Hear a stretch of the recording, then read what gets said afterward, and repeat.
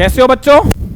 तो बेटा हम कंटिन्यू करते हैं chapter 3 pair of linear equation in two variable exercise 3.1 question number 6। देखते हैं बेटा क्वेश्चन नंबर 6 क्या कहता है। गिवन द लीनियर इक्वेशन, हमारे पास एक इक्वेशन है 2x plus 3y minus 8 equal to 0। 2x plus 3y minus 8 equal to 0 एक इक्वेशन हमें दे रखी है। Right another linear equation in two variable such that the geometrical representation of the pair, कि उस इक्वेशन को लेने पर, इसके साथ में एक और इक्वेशन लिखने वाला हूं, उसको लेने पर मेरी इंटरसेक्टिंग लाइन वाली कंडीशन सेटिस्फाई होती है। तो बेटा मैं इसका जो आंसर देता हूं वो आंसर आप समझना बहुत अच्छी तरीके से। तो मैं क्या कहता हूं जी, required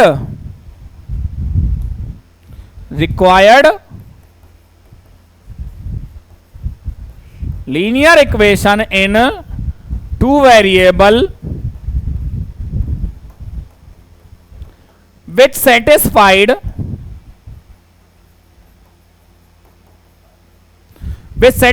the condition of intersecting lines with, हमारी ओरिजिनल इक्वेशन कौन सी थी जी, 2x plus 3y minus 8 equal to 0 is. अब बताता हूं मैं आपको आंसर, पहले मैंने आपको लाइन लिख के दे दी बेटा।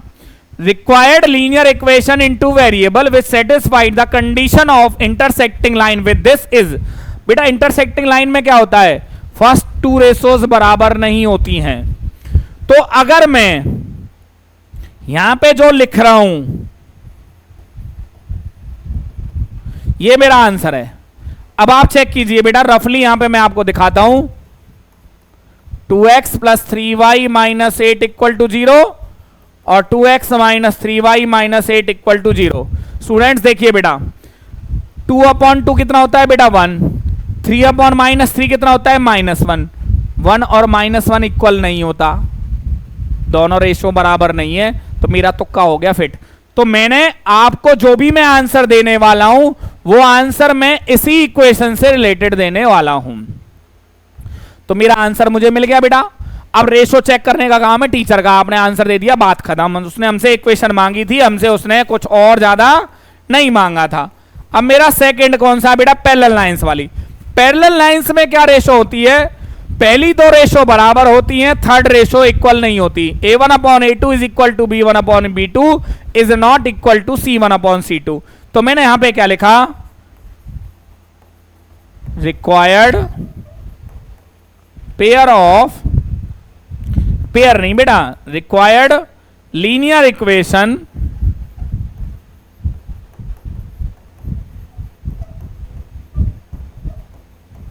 इनटू वेरिएबल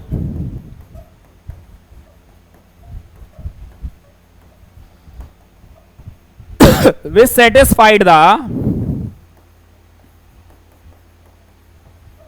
condition of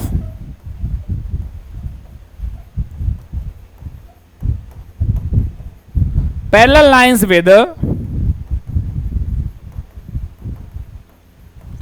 अब देखिए बेटा, मैंने आपको बताया पहली दो रेशो बराबर, तो पहले मैंने दोनों डिजिट सेम ले ली, 2x प्लस 3y, क्योंकि पहले दो रेशो सेम आएंगी तो दोनों डिजिट सेम होगी। मैंने थर्ड साइन को चेंज कर दिया, इक्वल टू 0।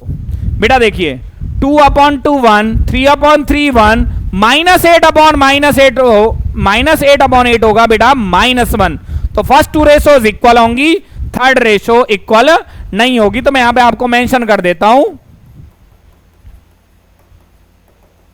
तो मैंने यहां पे कौन सा रखा बेटा, पहली दो रेशोज को सेम रखा, पहली दो डिजिट्स को सेम रखा, और तीसरा क्या कर दिया बेटा, मैंने थोड़ा सा आपको चेंज कर दिया और मेरा आंसर उसी में से निकल आया। थर्ड पार्ट का आंसर क्या कहता है बेटा, required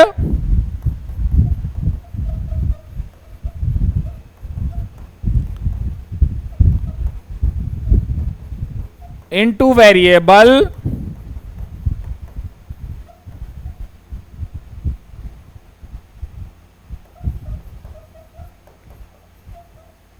which satisfied the condition of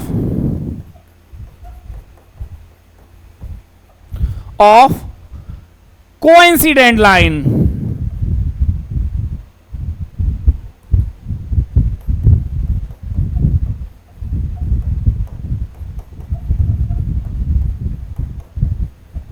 With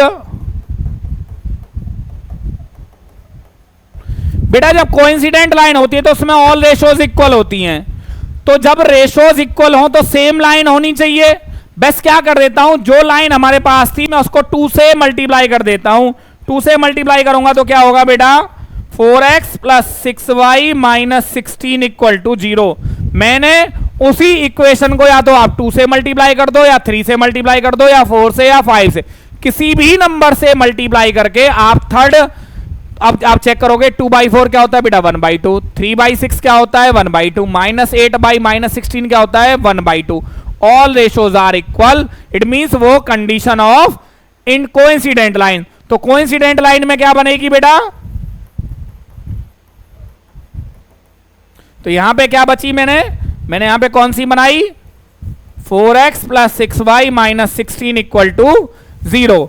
बस मैंने क्या काम किया है, मैंने उसी इक्वेशन को 2 से, 3 से, 4 से, किसी से भी नॉन जीरो नंबर किसी से भी मल्टीप्लाई करके आप इसका आंसर दे सकते हो। आई होप जब 3 बार आप इन लाइंस को लिखोगे तो आपको ये लर्न हो जाएंगी। तो ये था बेटा हमारे क्वेश्चन नंबर 6 का सॉल्यूशन।